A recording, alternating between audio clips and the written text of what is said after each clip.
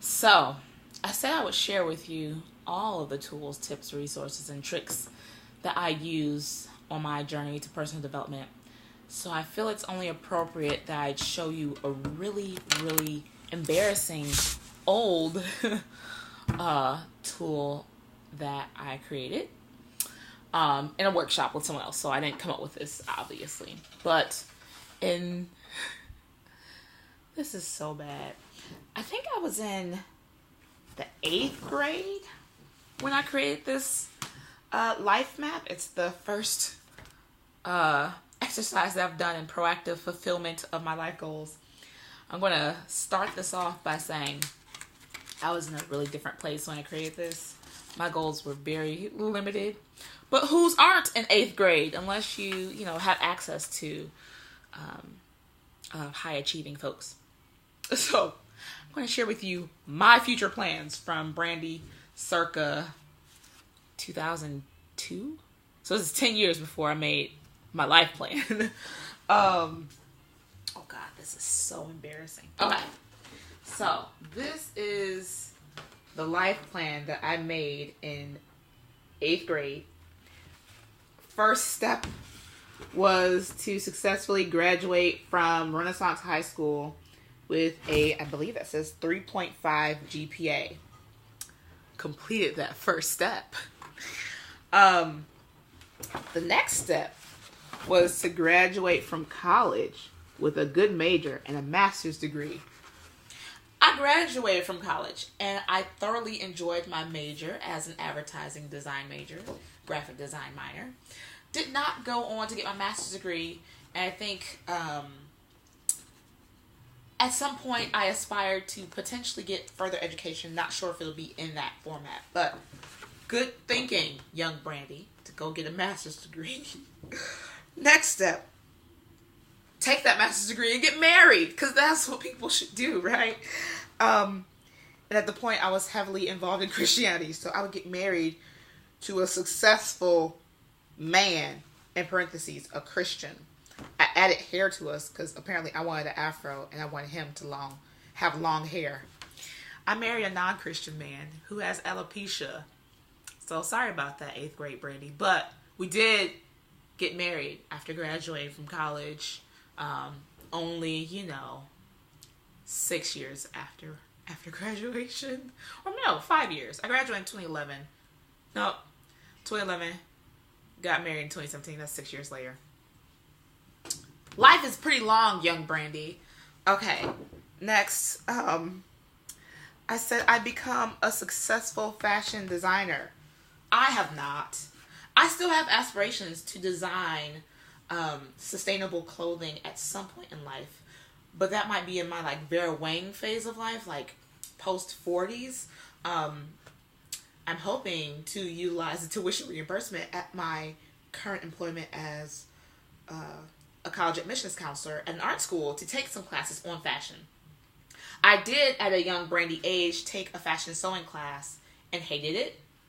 And I'm not big on drawing, so I don't know why I wanted to be a fashion designer. I still love textiles and fabrics and patterns, and my eyes get happy when I'm creating style guides. But we'll see where this ends.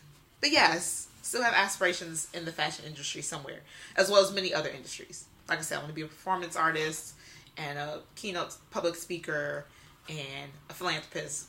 So, young Brandi only had one career goal. I have a billion. Then I wanted to have 2 beautiful children, 1 boy and 1 girl, because I'm an American, and who doesn't want 2 kids in America? Then what do I do with my life? I send my kids off to college. And then what do I do after I send my kids off to college? I become a proud mother of 2 college graduates. Because what else would I do with my life?